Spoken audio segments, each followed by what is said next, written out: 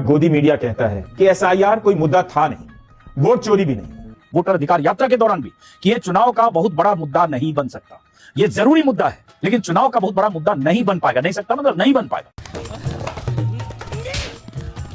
चुनाव आयोग की भूमिका को 2 लाइनों में निपटाकर पूरा खारिज कर दिया गया। चुनाव में बराबरी थी या नहीं, इसे गायब कर दिया गया।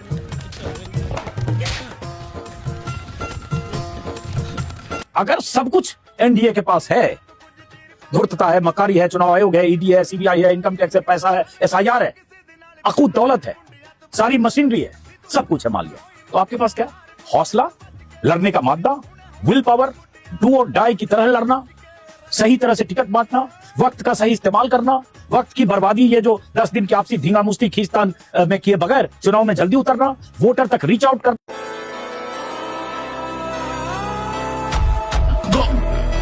बीजेपी की मेहनत के नाम पर 2-4 नेताओं की मेहनत की ही चर्चा हो रही है। बाहर से गए कार्यकर्ताओं, नेताओं की चर्चा ज्यादा हो रही है। जा पूछ क्या?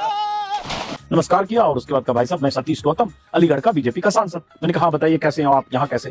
तो उन्होंने बताया कि मैं तो बक्सर में हूँ लगातार 1 महीने से, ऐसा कुछ बताया, और बक्सर इस बार हम जीतेंगे। सड़क के किनारे जो छोटी छोटी दुकानें होती हैं, दुकान ठेले खोमचे जो भी होते, वहां दिखा कि 2 गाड़ी आगे रुकी और 10-15 लोग, तो मैंने देखा स्वतंत्र देव सिंह जो यूपी बीजेपी के अध्यक्ष रहे और यूपी में कैबिनेट मिनिस्टर, सीनियर लीडर है यूपी के। अबे क्या लगता है? अबे लग रहा है। बिहार बीजेपी के नेता भी तो मेहनत कर रहे होंगे। बिहार बीजेपी के कार्यकर्ता क्या घर सो गए थे? उनका नाम तो कोई नहीं ले रहा। कौन एंकर किस नेता को प्रोजेक्ट कर रहा है, आप नहीं जान सकते। कि जैसे राहुल गांधी आ रहे हैं, प्रियंका गांधी आ रही हैं, हेलीकॉप्टर से उनको फला जगह जाना है, 25-30 फॉर्च्यूनर स्कॉर्पियो से लोग आए अलग अलग जगह से, वहां पहुंचे, उसमें से 20-25 लोग मंच पे गए, सबने अपना चेहरा दिखाया, हाजिरी दिखाई, हेलीकॉप्टर फुर हुआ।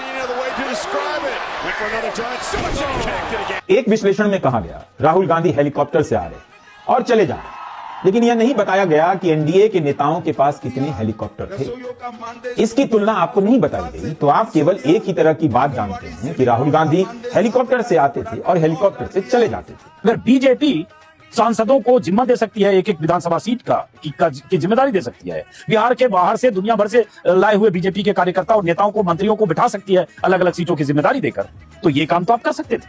अगर बीजेपी से उसी से जीत जाती तो बीजेपी ये क्यों कर रही थी? इसका मतलब बीजेपी कोई भी तरीका नहीं छोड़ना चाहती थी और कोई भी तरीका उसने नहीं छोड़ा। आपको यह विश्वास दिलाना चाहता है कि लड़ना केवल बीजेपी को आता है, बाकी सब घर बैठकर सो रहे थे। अगर सारा फोकस मेहनत पर है तो तेजस्वी ने भी 170 से अधिक सभाएं की, दिन की 18-19 सभाएं। मैं खारिज नहीं कर रहा हूं किसी पॉलिटिकल पार्टी के एफर्ट को, मेहनत को। बहुत खून पसीना लगता है किसी पार्टी को कुछ सीटें हासिल करने के लिए, मुझे इसका अंदाजा है, लेकिन मैं तुलना कर रहा हूं। जब लेवल प्लेइंग फील्ड थी ही नहीं, तो फिर विपक्ष को कीमत चुकानी ही थी, उसे हारना ही था। आप किसी चुनाव में 30,000 करोड़ बांट देंगे और चुनाव आयोग बंटने देगा, तो विपक्ष मेहनत करके जीत जाएगा।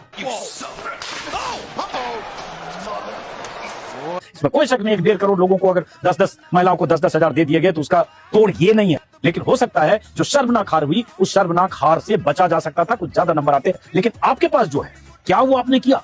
क्या उस तरह से लड़ने की कोशिश की? क्या उस तरह से गांव-गांव में या बूथ पर या विधानसभाओं में आपकी तैनाती आपके सीनियर लीडर्स की, कार्यकर्ताओं की, सांसदों की थी? आई एम सॉरी, जितना मैंने देखा उसमें कम थी। अब इस पर सवाल पूछो और कहो तो लगेगा कि आप तो बीजेपी की भाषा बोल रहे हैं।